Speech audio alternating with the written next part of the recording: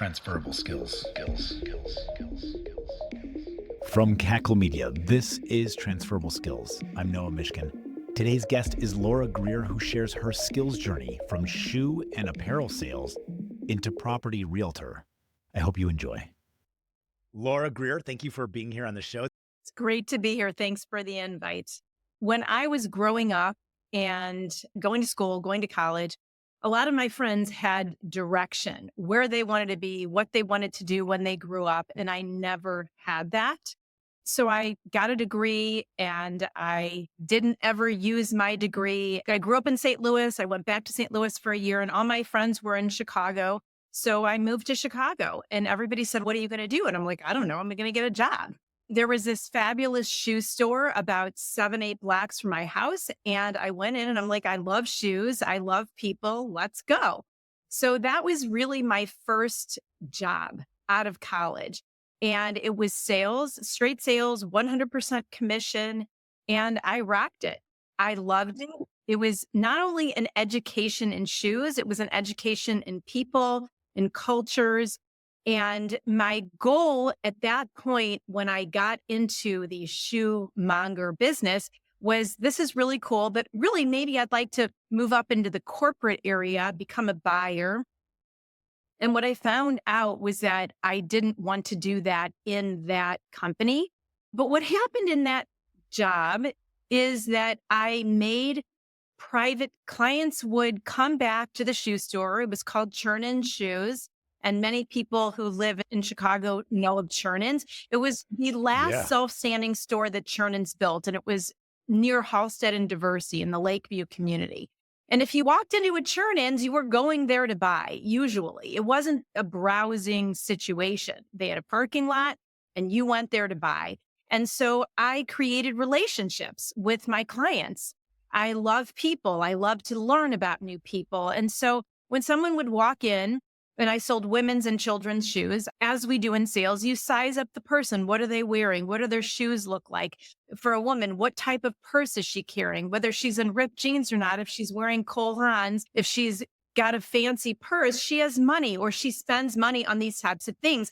And I was good at assessing my customer, talking with them and creating relationships. So people would come back to the store and they would ask for me. And I actually had a record. I once sold 14 pairs of shoes to one person at one time. Holy cow. Was it 14 of the no? It was all different kinds. And that incredible. was my first job. I haven't heard the name Churn Shoes in so many years. I would never be able to pull that out of the depths of my brain archive. But when you said that, boy, a wave of memory washed over me. I remember going there. The way you describe your role, knowing your clients, them coming back to you specifically because you know them and you have a relationship, is literally my recollection as a child going there, because we would drive that far. There were plenty of shoe stores and options that were probably closer, but we went there because of that customer service. They knew us. Right. We knew them. It was familiar. It was certainly not a conveniently located store for us where we lived, but it had that reputation. It was about client services. It was about understanding their needs and their style, maybe even budget. And that was the place to go. That's so cool that you were. Thank you. You said something very interesting just now. You said it was all about the relationship and the client need. And that is the key to what in my jobs, all the jobs, and now in the career that I have. Everything is about clients, their needs, meeting their needs, and being the best. So it started off with selling shoes. Now, just so you know, my grandmother sold shoes. My father sold shoes. I happen to love shoes. I always, as a kid, there was a shoe store where I grew up in St. Louis, and there was a gentleman there, and he was my shoe guy. And he would call me when shoes came in that he knew I would like. And when you like nice things or you happen to like shoes, it just was a theme. But what I didn't realize until later in life is that I love to help people. So whether it's helping you find a pair of shoes, helping you find the right clothes, which I'll tell you about, helping you find the right vitamin, or helping you with your health, or now helping you find the right home or sell your home.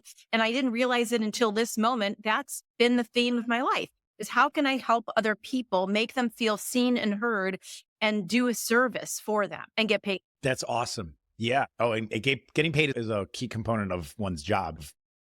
Helping people is a great through line, a wonderful theme that probably came naturally to you. Shoes was in your blood. It was like you were born to do this. Right. It was your heritage and family legacy.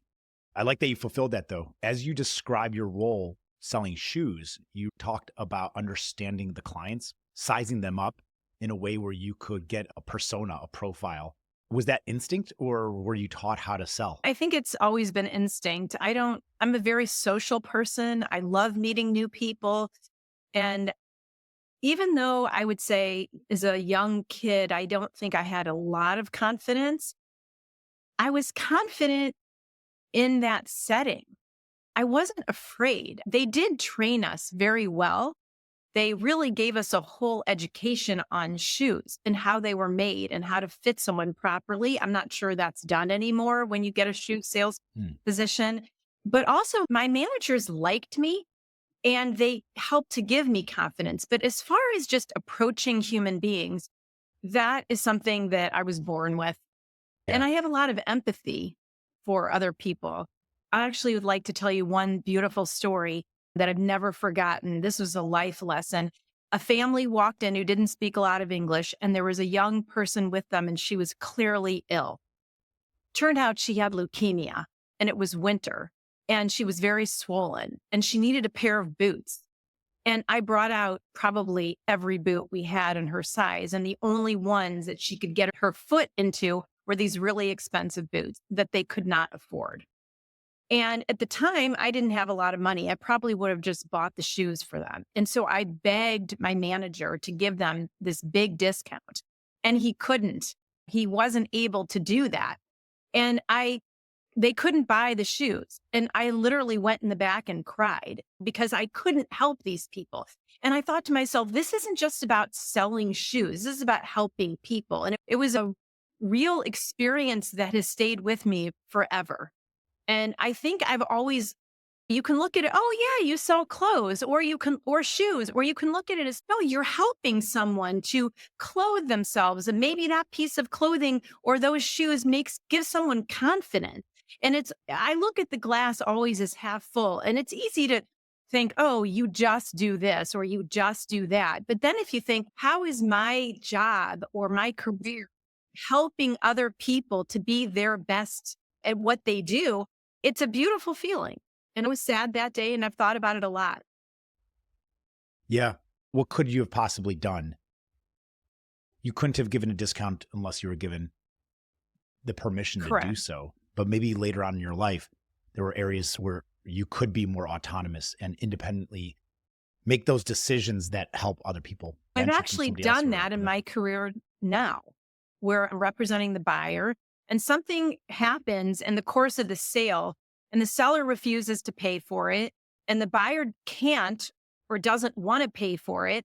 And there have been times that I talked with the listing agent and we as agents say, you know what, this is $1,000 or this is $500. Let's you and I split it. We'll take it off of our commission so that we can get this deal done. And I've done yeah. that. And that feels really good because it's not about just the commission. It's about helping others to reach their goals. So you're right. I never once thought about that until you said it, that I took my experience from the past and now I'm able to actually do something about it to help someone. So Yeah. The frustrations of our past probably influence us more than the successes that we don't remember. And those frustrations, the things that we wish could have been different, are the things that guide us towards making a difference in the 100%. future. Even your description about, I'm not just selling clothes, I'm not just selling shoes. It's what kind of influence or impact is this going to have on the individual who's buying them, giving them the confidence, giving them the opportunity. It's all about caring about other people. We're only put on this earth for so much time. So what are we doing here? And what is our role? What is our job? And so from selling shoes, I actually got my next job through one of my personal clients. She worked at the Apparel Center and I ended up there for a few years. It was the same kind of thing. It was clothing. It was selling clothing to stores. And it was all about their needs once again. And I was good at it and I liked it. There were definitely new skills I picked up because I didn't know that when you sell sweaters, you get one small, two mediums, and one large, like things are packaged. But all of the core skills, the people skills, relationships, cultivating the relationships, knowing what to anticipate, all of that was transferring skills. And then it was just learning about a new industry. So I learned all about that industry. And it was interesting. It wasn't as gratifying in many ways as a selling shoes because I was salaried. And I made a lot more Yeah. money selling shoes than I did in the apparel center because I was working for someone else. And Yeah. I'm a very independent person. Either I was going to become a rep of my own line or I was going to move on. So then I ended up in a different industry. And then I had three kids and I quit to take care of my kids. That's about when I met you. You didn't quit. You I shifted. You should, shifted your job yeah, I description. Yeah. became a mom. Pro- Yeah, you were your own boss at that point, but unfortunately, the customers were a lot more difficult to Yeah, satisfy. because I have three little boys and it kept me on my toes like 24/7. And I didn't go back to work until many years later outside of the home because working in the home Yeah. is 10 times harder. Raising children is very hard. It's a 24-hour job. That's just where it begins. And then there's so much more understanding the various needs of independent children at various Right. ages can be very challenging in its own right. 100%. After I had children, I ended up divorced. And a few years later, I was lucky enough to meet a wonderful person who I'm still married to.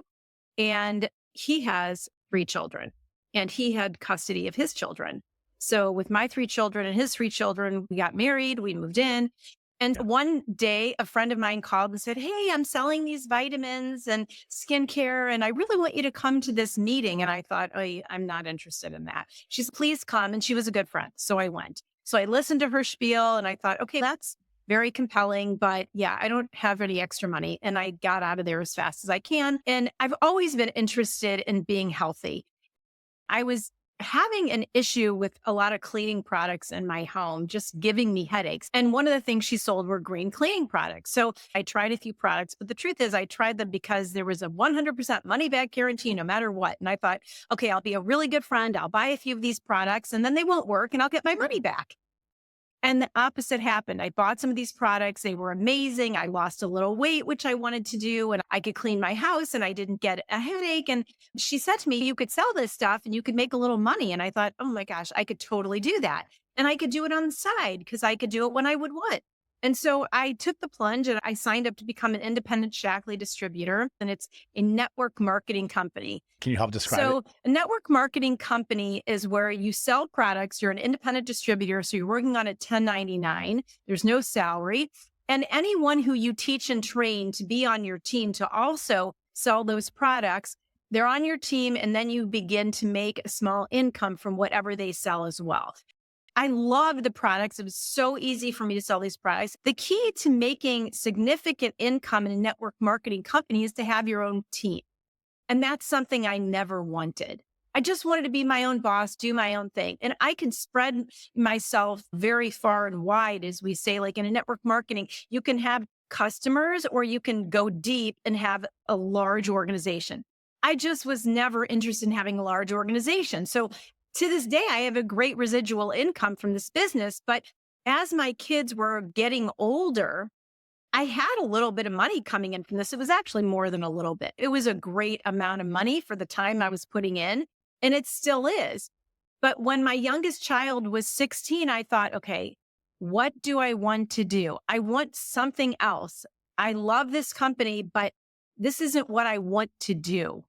And I kept talking to myself in my car. I would drive around and say, "Laura, what do you want to do? If you didn't need the money," which we did, "if you didn't need money, what would you do?" And for months, I kept thinking, what is the right thing for me? There has to be something. And one day I turned my head and I saw a for sale sign. And I thought, oh my God, I could do that. I had odd jobs when I was in high school. And one of the jobs I had was answering phones at a Coldwell Banker when I was 17 or 18. And I loved it. I loved the buzz. I became friends with one of the realtors. And all of a sudden I was like, oh my gosh, yes, I could do this now. And that's when the whole major pivot began, when I had that revelation. Looking back at that time spent in your car where you're asking yourself, what do I want to do? What do I want to be when I grow up? And I think the important message is if money doesn't matter, because it does matter and it is important. We have bills to pay, and there's a responsibility that we have at the very least to ourselves, if not certainly to our family and our children, and making sure that we are providing food and shelter and clothing. But the question of if money doesn't matter is an important one because it helps you identify what gets me excited, what makes me happy and fulfilled. And if you can find those answers, those jobs that fit that description, maybe you can tease out from there more realistic things that actually do pay. Driving by for sale sign on a home and saying, I could do that. You knew that because you had some of that experience already. And on the foundation of one of your core values and principles of helping others, I think that's probably a perfect balance, a symbiotic relationship between what can I do professionally and will it help? You're right.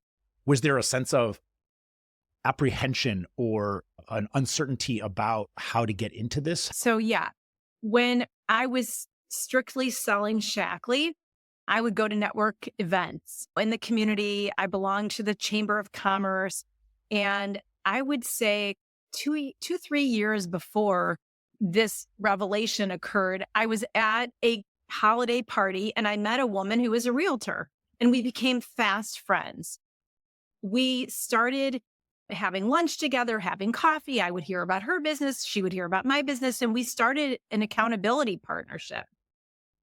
So every Tuesday, we would talk about our weeks in the past, what our goals were for the coming week. I went to this meeting. It was just me and her. And I said, her name was Christine. And I said, Christine, I had this epiphany. I was thinking maybe I should become a realtor. And first of all, I'm 5 feet tall. Christine is 6 feet tall. And she literally leapt up like out of her chair, nearly hitting the ceiling. She's, oh my gosh, that is the greatest idea. And at the time, she was working for App Properties. She goes, I would introduce you to my manager and we could do some things together. And oh my gosh, this will be so much fun. She made me feel so good about the fact that this was such a great idea. She was screaming. And I thought, okay, like maybe this really is something. And you would be perfect for this. And she went on and on. So that was the first thing. I never even said anything to my husband. She was your cheerleader. Yeah, complete cheerleader. So then I went home and I said to my husband, I'm thinking about this. He's great idea. So go do it. He was so supportive. At some point, I went upstairs to the computer. I went online to the real estate school she recommended. And it was a Thursday. They had a fast track class that was beginning that Monday, like 3 days later. And I think it was $750. And for us at that time, I was thinking, can I do that? Like it's $750. And I remember I came halfway down the stairs. My husband was downstairs and I said, well, there is actually a fast track class that starts on Monday. He goes, well, go do it. And I said, $750. And he's go upstairs and sign up now. And I was like, but he goes, no, but do this. I'm like, it's 3 weeks and it's every day. And I don't know, like it could be a lot of studying. He goes, okay, go do it. There was no question in his mind. And I said, I might not be able to cook dinner or do the laundry. And he's go do it. I was like, okay. I had no idea what I was getting myself into, honestly. You also didn't have any obstacles. He helped remove some of those obstacles Right. for you, the barriers, all the things in your head that might be sincere considerations of who's going to make Right. dinner, who's going to drive carpool or do these other things. Those are real considerations, but they can also lend themselves to be excuses to keep you from accomplishing your goals. And I was afraid at that moment. I was afraid because I was never the greatest student. I always swore I would never go back to school.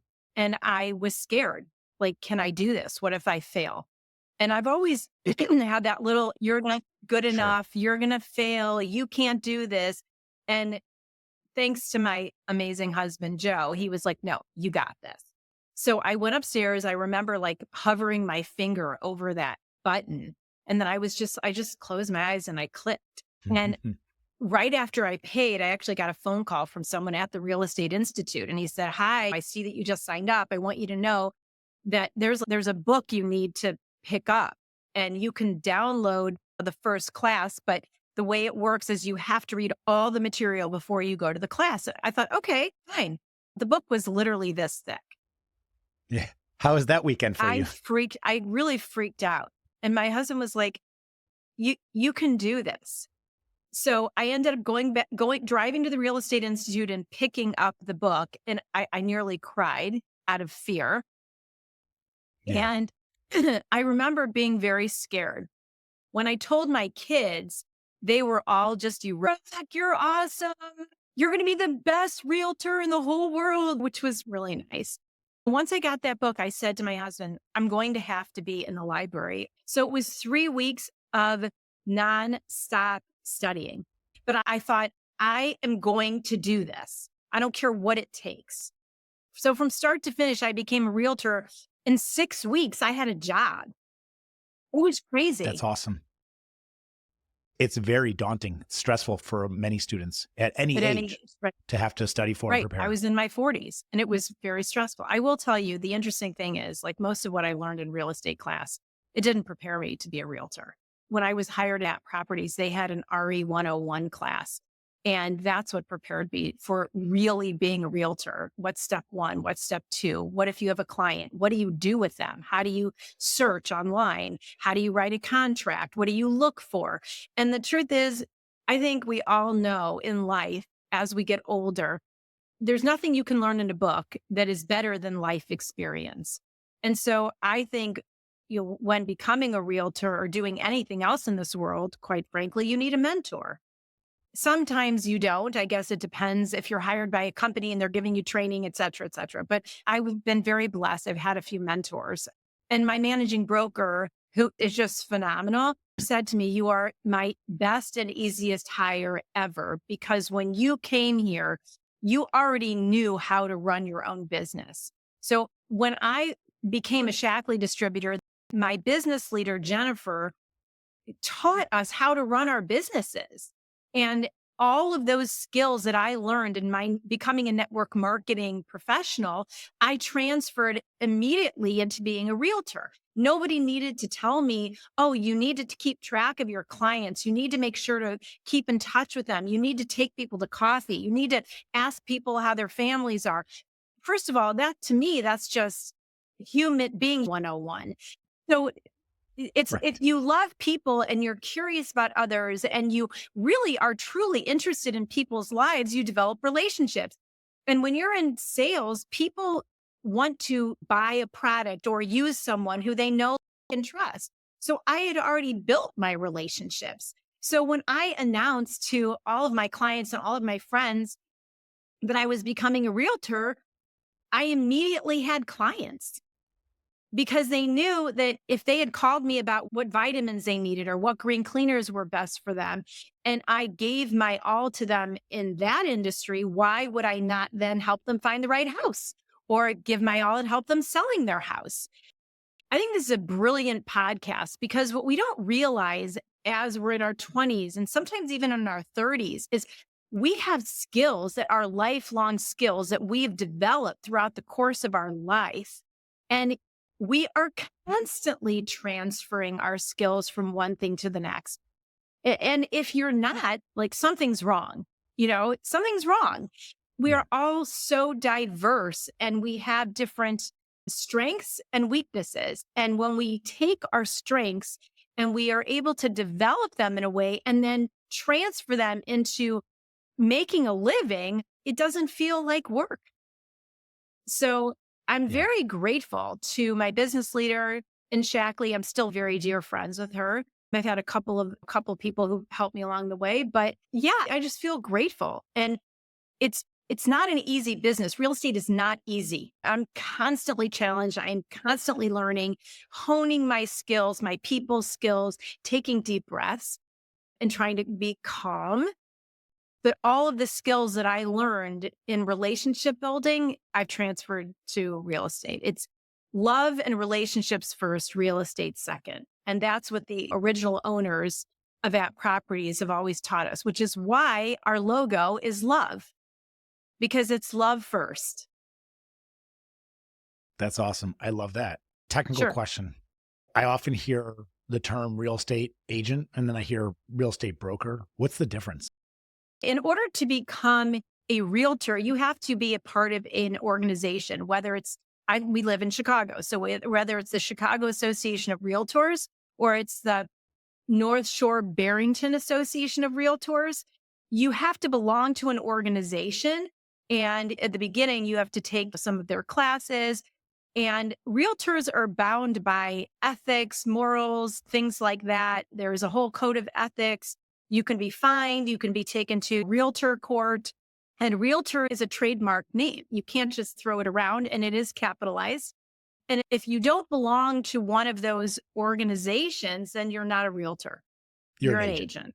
So I think that's an interesting distinction. It's a professional organization and you're bound by ethics. So if I'm a realtor and I'm part of an association, a larger organization, a group, a community, what kind of advantages does that provide? Well, you have access to the multiple listing service online, which is where we find things. If you're going to work for App Properties or Coldwell Banker or Century 21, you need to be a part of a realtor organization. They give fantastic classes, which I should take more advantage of in my free time. Think back to when, those classes were $750 and you weren't sure about that. These are free. Take advantage of them now. One thing I've really learned throughout my jobs versus my career, whatever, there are differences here, but I do believe now I have a career. In the past, I had different jobs that prepared me for this career that I've chosen. And one thing that I think is true across the board is when people trust you, they will listen to you. Everyone wants to know what's good for themselves. So when I post online. I don't love social media, but I do it because it's just something you do to get your name out. And I think what I've realized is it's not about posting, oh, hey, I'm selling this house or look at the school house I saw today. It's more, how can I be of help to you? Do you need a handyman? Do you need a painter? Did you realize that property taxes are due tomorrow? Hey, have you ever thought about getting involved in your chamber of commerce and maybe changing the rules and regulations of X in your community? And it's not about being there, getting online for your face and your exposure only, which is important because you want to stay top of mind, but it's what am I giving to the community? So I will regularly post tips on taking care of your home, or if you need a loan, consider getting a home equity line of credit instead of X, Y, and Z loan. And I have people from the community reach out to me, hey, I really need a great plumber, and I'll give them my plumber's name, or I'll recommend two people. When you give easily to others and you're not expecting in return, I think that's when you get the return. I've had people refer me who didn't use me, who've said, I wish I had used you, but I'm going to give you this referral because I think it would be a great fit. So if everyone in the world, that's a nice dream, would focus on how we can give to other people, that's really when we get back. Beautifully said. My dad, who's almost 90, who's still working every day in sales, every client had an index card and it was their name, their address, and all the notes I kept on that client. I handwrote all of those things. And I had months of the year and then days of the month. And I would put that person, once I spoke to them, then I would put it 3 months behind. And then every day I would look at who I was calling that day. And A manual CRM. that's exactly what it is. And that's what everybody uses. That's so funny. That's what everybody uses. That's what my dad still uses that system. If it works for him. Yeah, he's not going to switch to a CRM. Nor does he probably need to. Nor does he need to. Tell me about your process in technology operations, how your workflow. Sure. Whether I get a new buyer or a new seller, if someone calls me, I have a checklist of everything that I do with each new listing, each new buyer. And the first thing that I do is schedule a call. The second thing I do is put their information into my CRM. App Properties has a phenomenal interface for us. So other than marketing and listing information and digital listing presentation or digital buyer presentation, which I can create my own, they also have a phenomenal CRM that I use every day. And all of my clients are in there. So I have a checklist and I will print out, because I am a very visual person. And I also like to hold a piece of paper in my hand. For every one of my clients, I have my checklist, whether you're a buyer or you're a seller. And there are a lot of steps in when you're buying a home or when you're selling a home. So whether it's setting up the offer, setting up the inspection, the negotiations, and I have everything on a checklist. Even if it's something that I am not necessarily going to be involved in, like when the attorneys get involved, I still have that on the checklist. And it helps me in my mind to stay focused on all this different steps it takes to get from the original accepted contract to the closing date. And it's not a straight line ever. No, I have a checklist that's identical to how you describe yours for this show, even though I'm primarily the only person responsible for every step of this podcast. I want to, first of all, make sure that I'm consistent, that my workflow is consistent, but also that I am optimizing my workflow. And the only way to optimize is to analyze what you're doing, and to analyze is to write down and to understand each step. I do have that for my clients. It doesn't have all the minutia that they don't have to worry about, but it's incredibly helpful to them. Before I actually give them that, I have a discussion with them. I'm going to tell you all about the process, and then I'm going to give you a document that shows you all that. And when we go under contract, I have a whole timeline that I mark up for them and I send it to them. So they have all of that. But it's important to understand before you're under contract, how does this work? What am I going to expect? So that is really key, so that everyone I work with isn't in the dark. They know what is coming next. I've learned that along the way, because in the beginning, I didn't even know what the next step was. So I try and preempt all of that fear and stress in my clients and explain to them, this is what's going to happen first, second, third, fourth, fifth, etc. So that is part of my process. I also go into my CRM every day. I gives me a list of who I'm supposed to be reaching out to. I love what I do, and I hope that other people who are watching this can think about what do they love and transfer whatever it is they're doing now into something that they truly love. Great message to end with. Thank you, Laura. This has been a great conversation. I love learning more about a subject that we all have some superficial or pedestrian level knowledge about, but really lack a tremendous amount of insight about the details of what goes on in the background. It's great to hear how you got into it. As an important message to take away also was that discovery for yourself. It's asking, what do I want to do? Regardless of how viable it is, reasonable, forget about money. Does that matter right now? Or can I think about that and discover my joy and opportunity without imposing all of the other restrictions or necessary details about what a job actually is? It's important to find out what you love, what you believe you'd be good at, and then just go do it. That was awesome. My pleasure. Thank you so much for having me. I wish you all the best in everything that you do. I want to thank Laura for being today's guest, and to you, our listeners, for joining us on this episode of Transferable Skills. Remember, the skills you've gained can take you anywhere. Until next time, keep exploring those transferable skills.